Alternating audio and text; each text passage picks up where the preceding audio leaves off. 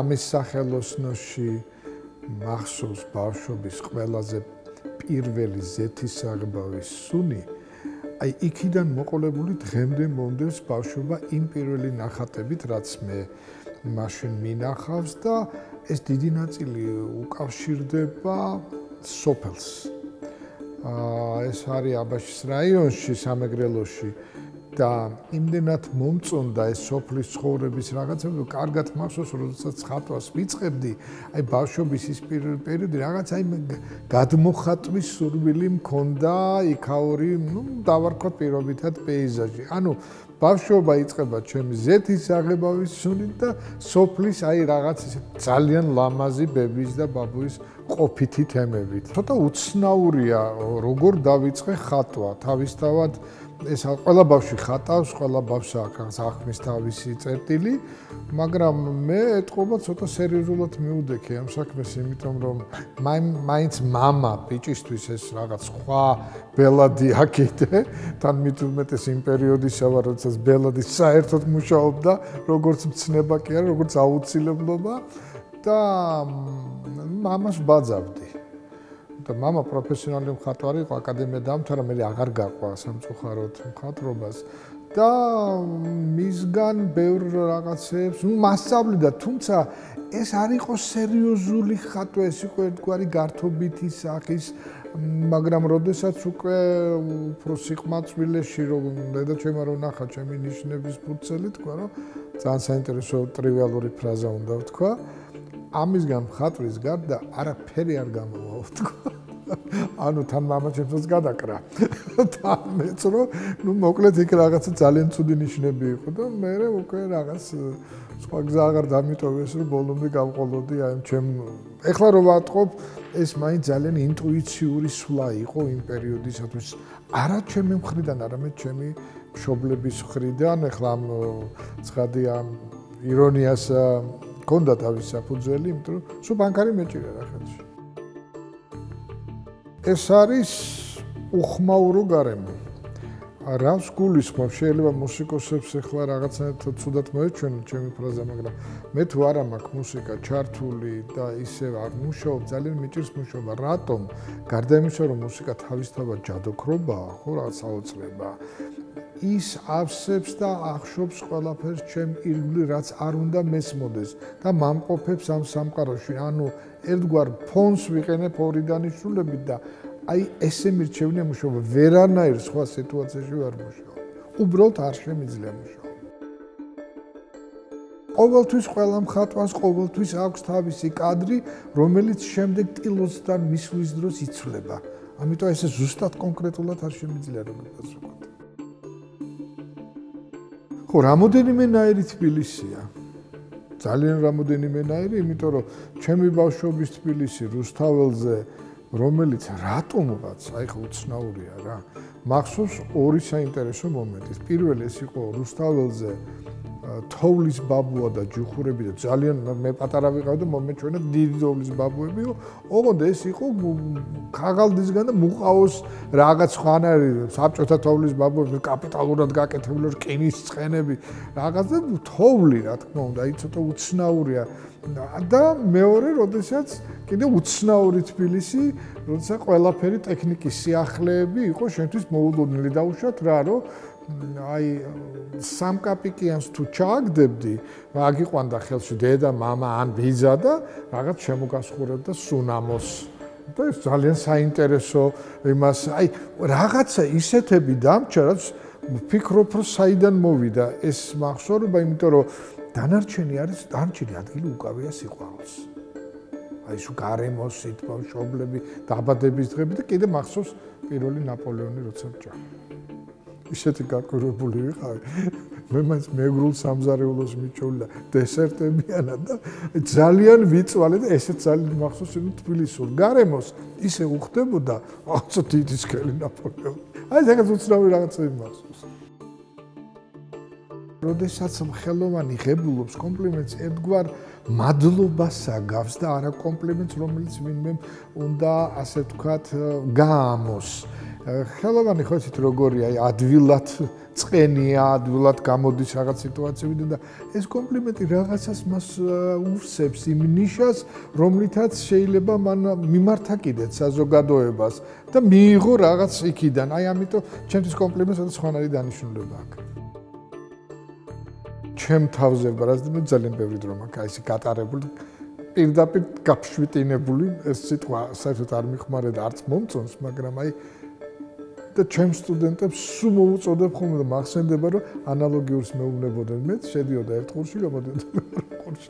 ეხლა ვიცი რომ ანალოგიურ დღეში ისინიც არიან, მაგრამ ძალიან გულწრფელად მინდა რომ წამოვიყვანო იმაზე რომ გაუფრთხილდნენ დროს. იცით როგორია, ერთხელ მომისმინე და ძალიან მაგარი ფრაზაა. ყველაზე კარგი მახსოვრობა მას ჰქონია, ვისაც წყენის დავიწყება შეუძლია. ჯერ ვიფიქრე რა არის კაცო ეს. მე რომ გავაანალიზე, ფანტასტიკურად ძლიერი უნდა იყო, რომ წყენა დაივიწყო. ნუ პატიოფ ალბათ, კი, ნუ მისი პრობლემაა. მე კი შემეხო, მაგრამ ასაკთან ერთად ემოციის რეგულირებაც შეგიძლია, ცოტა მაინც. ადრეული წლების ერთ-ერთ ინტერვიუში განვაცხადე, რომ იცით რატო ვამბობ ამას, იმის მერე არ მიუბრუნდი ამ თემას. 80-იანი წლების შუაში დაახლოებით რაღაც ძალიან დიდი შემოქმედებითი კრიზისი მქონდა და მე ეს სადღაც თქვი კიდეც ახლა არ მახსოვს რომ მესისბრა ილია მეორე და ეცვა ფელამუშისფერი სამოსი. ნუ მაშინ ახალგაზრდა იყო და რაღაც ძალიან ისეთი რაინდული შესახედაობის საინტერესო. და ხატეო მითხრა. ნუ ახლა იცით ისეთი ცხადი იყო. ახლა რო გითხრათ რომ მე ეკლესიური ცხოვრები ცხოვრობ და ახლა ეს იყო ჩემთვის ნიშანი, ეს გამორიცხულია. არ არსებობს ეგეთი. მე შევიბრუნე ძილი, იმიტომ ძალიან რაღაც კარგი ასე ხატეო მითხრა. ნუ გავიღვიძე და მინდა გითხრათ რომ ბევრად თავისუფალი ვიყავი და არ ვიცი რა დავარქვა ამას. იყო აქ ღვთის ხელი იმ მომენტში, როცა შენ ან ინფანტილურობას, აი ამ დროის ფუჭად ხარ, რაღაცა შეკვეთებს იმას, უცებ და ისე ჩაგაყენა შენ შემოქმედებით. აი ეს ძალიან მახსოვს ჩემ ცხოვრებაში. ნახატის დამთავრების მერე, აი მთელი აღელვება რო გაივლის და თუ გამოვიდა ნახატი, ძალიან შვიდად კი არა, უფრო ბედნიერად.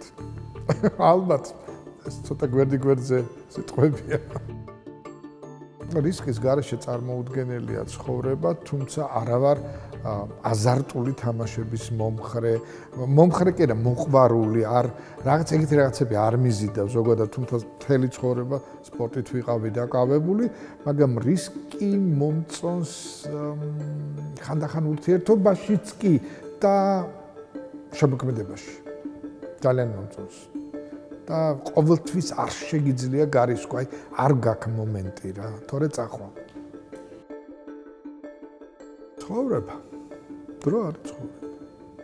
სხვა ახსნა არა მაქვს, იმიტომ რომ ეს რომ იმდენად მეცნიერულ ტერმინოლოგიაში გადავიდეთ, შეიძლება ვერ გავახციო ახლა მე აქ, ამიტომ ჩემთვის დრო არ ცხოვრება.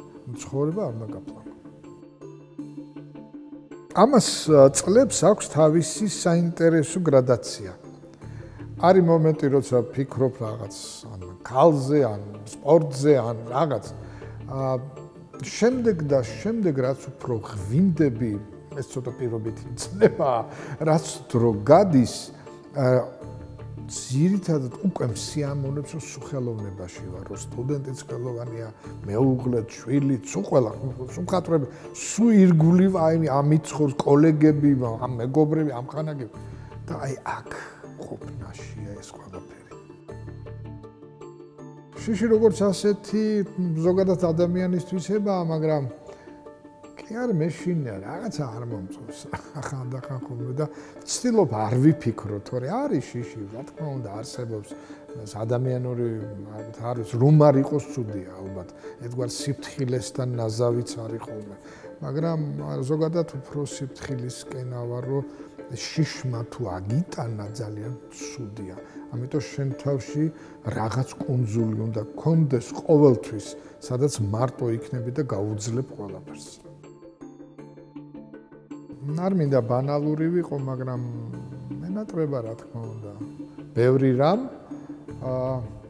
ეს შეიძლება იყოს მშობლის აუცილებლად სიყვარული და მათი სახეები გახსენება, სიტუაციები, სუნი.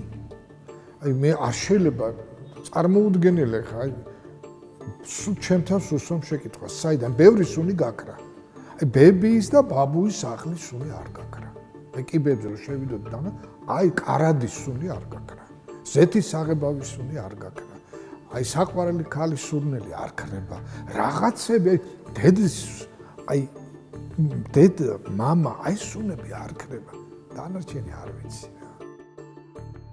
ცხოვრებას ისეთი ლოგიკა აქვს, რომ სინანულის დრო არის ხოლმე რაღაც პატარ-პატარა სენტიმენტები, მაგრამ ძალიან არ ვიკლავ მაგით თავს. არა, მაგაზე დროის ხარჯვა არ ღირს უბრალოდ. მოხდა აგე პასუხი როგორც გინდა, ისე მოიქეციო, ძალიან ახლა სინანული ძალიან კეთილშობილი გზნობაა თავისთავად.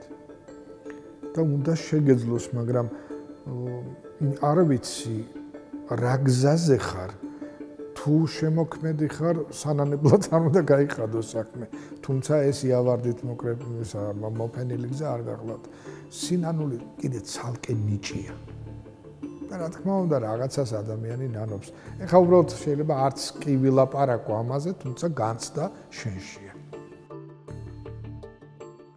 მე მივეკუთვნები აიმ პედაგოგთა და ადამიანთა იმ რიცხვს, რომელიც არასოდეს თაობას, რომელიც არ მოგწონს თუ არ მოგწონს, არასოდეს ცუდს არ ამბობენ. ერთი მარტივი მიზეზის გამო ჩვენ ცოდავთ და არა ისინი.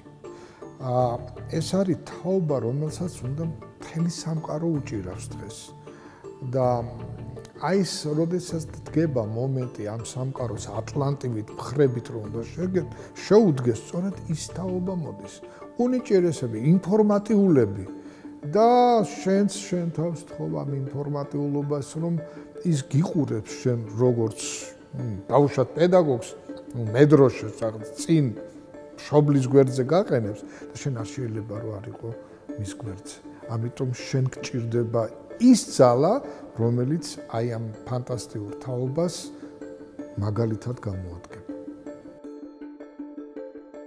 აუცილებლად იგივე გზას გავავლედი. არც ვაპირებ სხვა გზაზე ფიქრს. ეგ ჩემ თავსაც და ერთი-ორჯერ დაუსვი შეკითხვა, რომ არ გამოვა ნახატი ცოტა ვერ ახარ ხასიათზე და იქ რაღაც სიტუაცია არ გამოვა, რაღაც გაფუჭდება, რაღაცა მიფიქრია ხოლმე რას ამას არაფერი ჯობია. რა თქმა უნდა, იმავე გზას გავავლედი. ერთ წამსაც არ დავფიქრდებოდი.